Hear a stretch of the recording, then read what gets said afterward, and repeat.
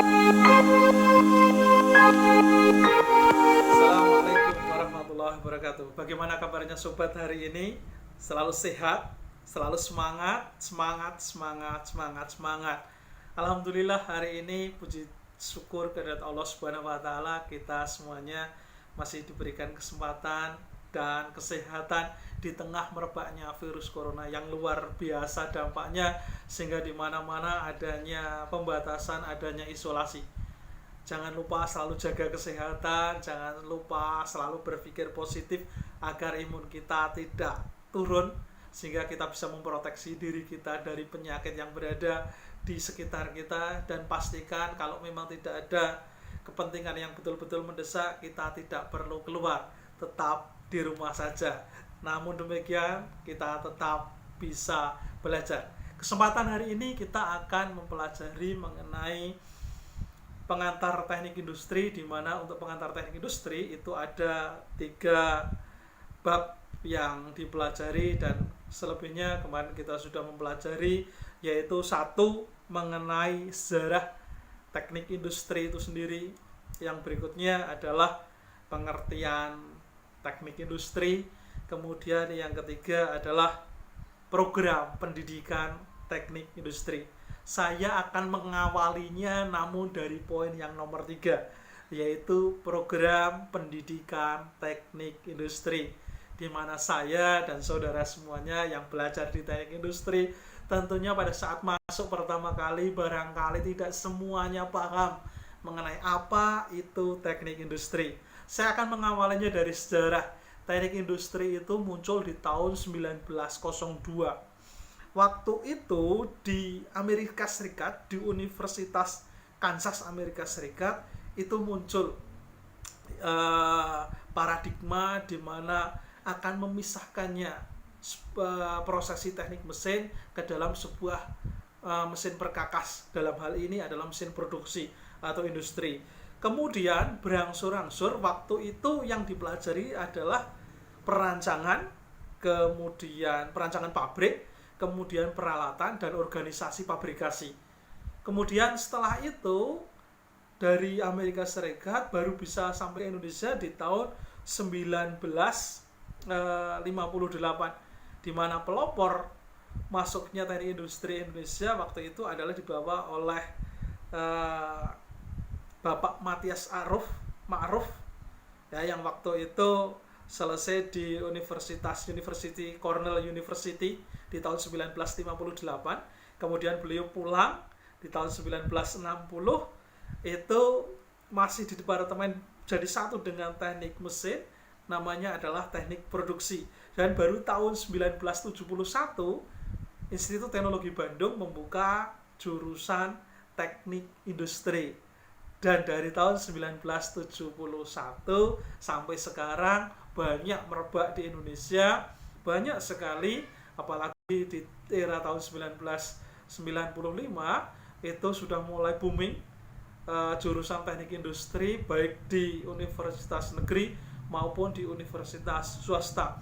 Tentunya ini menjadi ujung tombak buat sebuah negara, di mana kemajuan teknologi, kemajuan industri ini menjadi bidikan, yang mana kalau ini tidak dimanfaatkan dengan sebaik-baiknya, maka negara ini akan merosot, karena tolak ukurnya adalah kemajuan di bidang industri.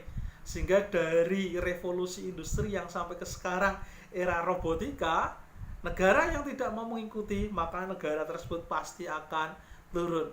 Kemudian apa saja yang dipelajari di jurusan teknik industri? Di jurusan teknik industri ini menangani mengenai pekerjaan-pekerjaan perancangan, ya. Jadi pekerjaan perancangan. Jadi kalau nanti saudara belajar di teknik industri, ini pekerjaan perancangan, desain. Kemudian ada perbaikan, improvement. Kemudian ada juga penginstalasian, installation. Kemudian menangani masalah manusia, peralatan, bahan atau material, kemudian informasi, energi secara efektif dan efisien.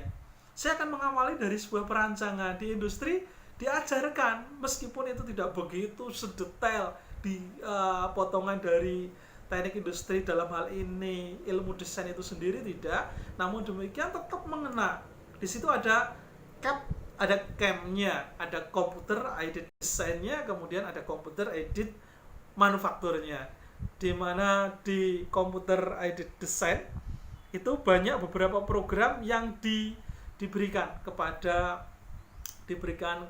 mahasiswa, ya, bagaimana membuat sebuah desain tersebut, mulai dari menggambar teknik, kemudian menggunakan AutoCAD, kemudian bisa menggunakan Mastercam dan seterusnya. Kompetensi apa saja yang nantinya akan dimiliki oleh mahasiswa teknik industri atau profesi teknik industri setelah teman-teman selesai dari jurusan teknik industri. Yang pertama adalah kemampuan dalam box design and measurement, yaitu kemampuan dalam bekerja membuat sebuah pola desain dan pengukuran.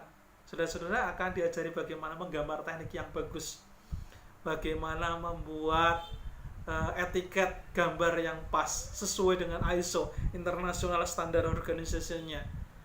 Kemudian diajari bagaimana menggunakan alat ukur, pakai mistar baja, pakai jangka sorong, pakai jangka bengkok, pakai bevel protector, sehingga semuanya kita bisa melihat statistik dari ukuran sebuah benda yang nantinya akan diproduksi ataupun benda yang sudah selesai diproduksi. Di jurusan teknik industri, saudara-saudara juga akan diajari apa itu plan location and layout. Ya, bagaimana saudara ini mempelajari tata letak dari sebuah mesin, dari sebuah benda. Kalau misalnya di pabrikasi, tentu di situ ada barang masuk, barang proses, kemudian ada barang purna proses yang selanjutnya akan dijual. Pada saat bahan baku ini masuk, harus ditata. First in first out-nya harus tepat, jangan sampai nanti barang yang masuk ke prosesnya terlambat. Ya, sehingga yang didahulukan justru malah barang yang berada di belakang. Itu nanti saudara akan mempelajari di jurusan teknik industri. Berikutnya adalah engineering ekonomi. Saudara-saudara semuanya akan diajari mengenai bagaimana ekonomi teknik di sana. Kemudian saudara-saudara juga akan diajari production planning and inventory control. Saudara akan diajari bagaimana merencanakan sebuah produksi. Ya, sebuah produksi itu agar tepat mesinnya, tepat orangnya, tepat waktunya, tepat jumlahnya, sehingga produktivitasnya sesuai dengan target. Ya, bukan malah menurun, ya, karena kelasnya sudah pabrikasi, PPIC, Plan Product Inventory Control. Di inventory control, prosesnya adalah bagaimana sebuah sistem tersebut berjalan agar kontrol dari persediaan selalu ada, di mana saudara akan diajari bagaimana agar mempersiapkan material. Giliran proses itu mau dilaksanakan, maka materialnya sudah siap. Nanti saudara akan menggunakan salah satunya adalah ilmu just in time. Yang berikutnya adalah ada linear programming dan operational research. Itu kurang lebih beberapa kompetensi yang nantinya akan saudara-saudara pelajari pada saat saudara berada di bangku teknik industri. Kemudian di manusia dan sistem kerja, saudara akan diajarkan mengenai seperti apa sih kendala manusia dalam sebuah sistem. Contoh, misalnya ada wanita yang datang bulan, ada wanita yang hamil. Bagaimana perlakuannya terhadap sebuah mesin di dalam sebuah sistem. Kemudian klasifikasi pekerjaan dan aturan kerja, SOP-nya dibuat sehingga tepat sasaran, pas. Standar operasionalnya dibuat terlebih dahulu. Pada saat kita melakukan aktivitas, maka aktivitas kita, pekerjaan kita tidak asal-asalan. Pekerjaan kita selalu runtut, selalu terukur, dan selalu transparan karena bisa dilihat. Desain pekerjaannya itu antara lain adalah spesialisasi tenaga kerja, yaitu perluasan pekerjaan. Bagaimana sebuah desain pekerjaan itu dipegang oleh ahlinya. Ya, karena kalau tidak dipegang oleh ahlinya, tentu sebuah industri itu akan carut marut. Orang ekonomi harus pegang di bagian ekonominya, manajer di bagian manajernya, kemudian operator pegang operatornya, sehingga mereka memang benar-benar orang yang menguasai di bidangnya. Yang berikutnya adalah unsur kejiwaan suatu desain pekerjaan. Jadi bagaimana seseorang itu bisa bertahan di perusahaan tanpa berpikir untuk segera resign keluar dari perusahaan tersebut, bagaimana mereka betah, bahkan anak cucunya nantinya berharap bisa masuk ke perusahaan tersebut, menjadi dambaan keluarga, kebanggaan keluarga. Yang berikutnya adalah motivasi dan sistem insentif. Sebuah desain pekerjaan di industri itu akan menjadi sebuah daya tarik manakala kita itu bangkit motivasinya, selalu ingin memberikan sumbangsih kepada perusahaan tersebut. Salah satunya adalah didukung dengan sistem insentif yang luar biasa bagusnya, gaji yang tinggi, tepat waktu pembayaran, memberikan juga subsidi kepada keluarga kita, anak kita, baik dalam bentuk asuransi kesehatan, dalam bentuk asuransi kendaraan, dalam bentuk tunjangan purna, tunjangan rumah, tunjangan keluarga, dan seterusnya. Sebuah desain pekerjaan ditata bagaimana agar orang-orang yang berada di situ itu merasa memiliki. Yang berikutnya adalah sebuah perusahaan mempunyai kenyamanan manakala masing-masing dari elemen stakeholder yang berada di situ itu merasakan kenyamanan, ketentraman. Ya, jadi ergonomi dan metode kerjanya diatur, yang nanti akan saudara-saudara semuanya pelajari di jurusan teknik industri. Bagaimana merasakan sebuah sistem itu nyaman, adil.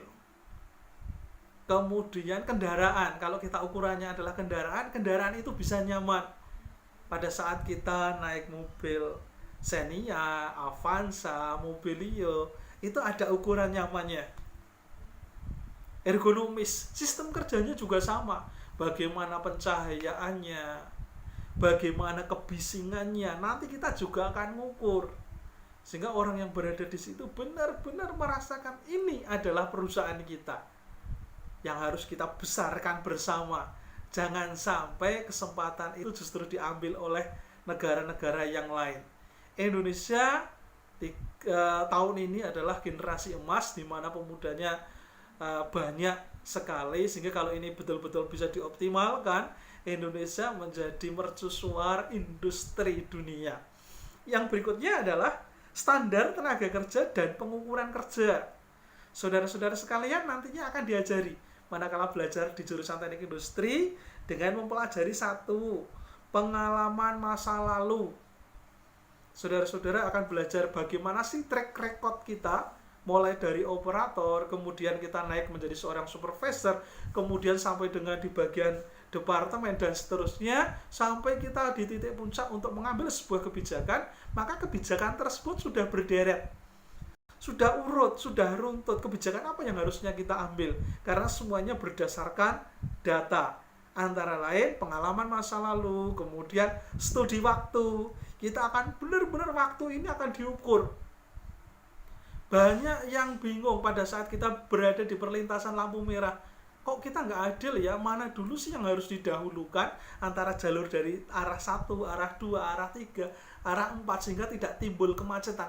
Waktu sungguh berharga sekali. Makanya pada saat kita berada di situ, kita bahwa waktu ini perlu ada ukurannya, perlu ada aturan mainnya, apalagi di industri, di perusahaan Indofood misalnya. Di situ waktu sudah luar biasa. Berapa kebutuhan produk mie instan yang ada di Indonesia? Di Jawa Barat berapa, di Papua berapa, di Aceh berapa, kemudian kita butuh berapa waktunya, berapa bahan bakarnya, berapa, semuanya akan diatur, akan diukur, studi waktunya akan kelihatan, standar waktunya, sampel kerjanya juga semuanya akan kelihatan. Demikian saudara-saudara semua, belajar kita hari ini mengenai pengantar teknik industri. Semoga bermanfaat. tentunya ini menjadi motivasi buat kita karena kita adalah generasi emas untuk mempersiapkan benar-benar belajar di jurusan teknik industri dan usahakan bisa 4 tahun selesai. Tidak perlu lagi kita nambah 8 semester cukup. Setelah kita melakukan aktivitas belajar di lapangan, kita akan meneliti dari sebuah prosesi dan setelah itu kita akan menyandang sarjana teknik industri. Ijazah kita bisa kita gunakan untuk masuk ke perusahaan-perusahaan besar yang tentunya nanti gilirannya kita akan menjadi pemimpin perusahaan. Harusnya kita juga menjadi pemilik perusahaan. Terima kasih, kita sudah belajar. Salam buat keluarga, jaga selalu kesehatan, selalu berpikir positif, makan teratur, olahraga teratur, istirahat yang teratur. Jangan lupa yang terakhir, kita selalu bersyukur pada Allah Subhanahu wa taala. Ya, karena kita masih diberikan kenikmatan, salah satunya adalah nikmat sehat. Semoga corona segera hengkang dari negara kita dan kita akan kembali lagi belajar seperti sedia kala. Terima kasih. Wassalamualaikum warahmatullahi wabarakatuh.